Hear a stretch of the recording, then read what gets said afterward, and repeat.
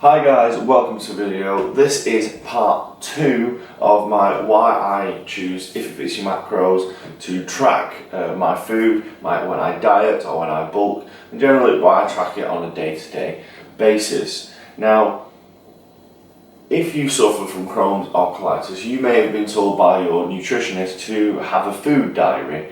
Like me, you may think that that's kind of pointless, or you might have done it for a little bit, but having a food diary is very, very beneficial. Even if you track food and not the calories and not the macronutrients and just writing down what you eat is very, very beneficial, because imagine your one work day, one work evening, you go out for lunch and you eat you just buy something pre-packaged and you eat it and you carry on with your day, and then the next day you find that there's something wrong, you know, whatever that may be. And then you can go through what you've eaten and pick out, well, I've not had that before, it could be that. I wouldn't write it off straight away, but I would then be cautious. You eat it again and you have the same issue, then it's that food, it is something within it, and you don't eat it again. So that's why it's beneficial. And now, instead of writing it down on paper, you've actually got, you know, a computer with you, your phone. You either make notes, or you can use MyFitnessPal, a calorie counter, something where you can just scan a barcode and it knows what it is. Even if you just put like chicken teriyaki in, and it doesn't matter what weight it is or what it is, just as long as the name is correct.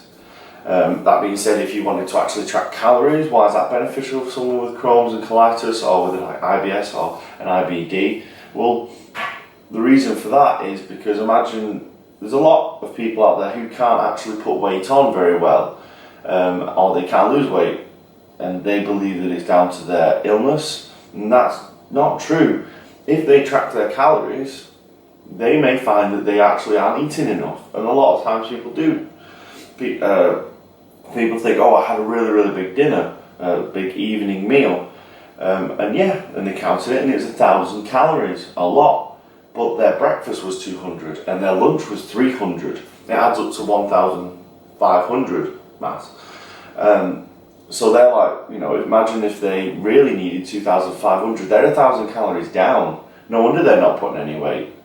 Or imagine someone had like 1,000 calories for their breakfast, and then they had 500 calories for their lunch, and then they had another 1,000 calories for their evening meal. And then they had a snack later on, and that added up to like 2,700, and they needed 2,000 to lose weight. No wonder you're not losing weight. You are overeating, or you know, you're having too much, or maybe you shouldn't be having these snacks. So you can find out by counting your calories. So, and then taking it to the next level, counting macros, how's that beneficial? Well, like me, if you have an ileostomy bag or a colostomy bag, eating too much of proteins, or too much protein and fat, you know, or too many high fiber carbohydrates, because fiber is very good for you, but fiber is not good if you have loads and loads of it. For someone with a colostomy bag, it's uncomfortable and you can get certain issues. So being able to figure out what's in my food from my macros, from that standpoint, is very, very useful. Also, you have your micronutrients, you know, like magnesium, and all that stuff you see on a water bottle. It doesn't actually have any calories, you know, like magnesium, the vitamin B12, and all that kind of stuff. Now that is very, very beneficial to your body, and that actually comes up when you track macros. Those things come in, your vitamin C, you can find out how much you're getting from your food. Beneficial for someone like me who is missing a large colon, who needs extra vitamins. Now, I said in my last video to track your food and eat, you know, track your food, and then weigh yourself on a day-to-day basis.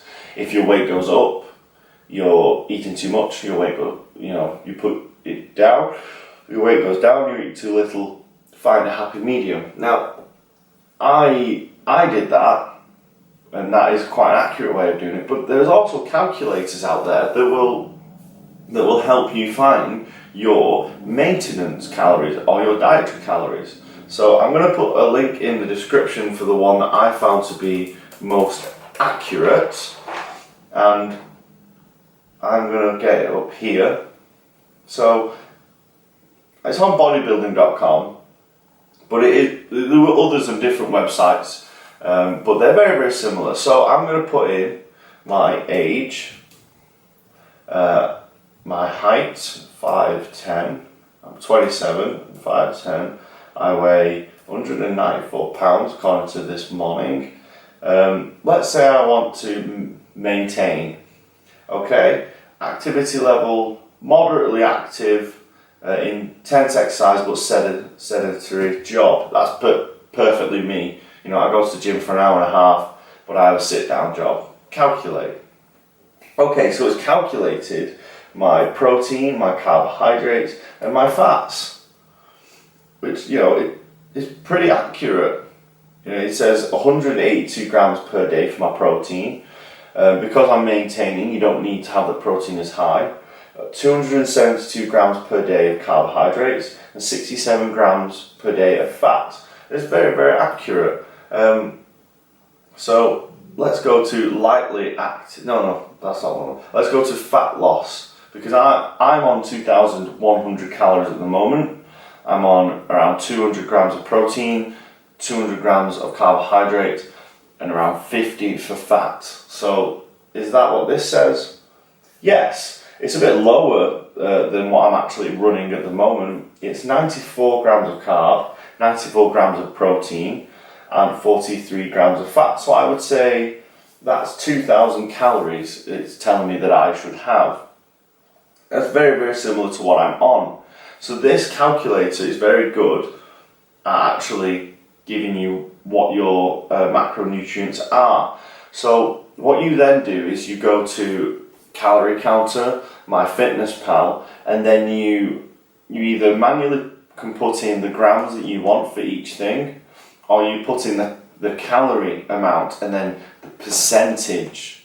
So my percentages at the moment for my 2,100 calories is 40% goes to protein, 40% goes to carbohydrate, and 20%, that wouldn't add up to 100%, 20% goes to my fats. That's the lowest I will put my fats at. I wouldn't put them any lower.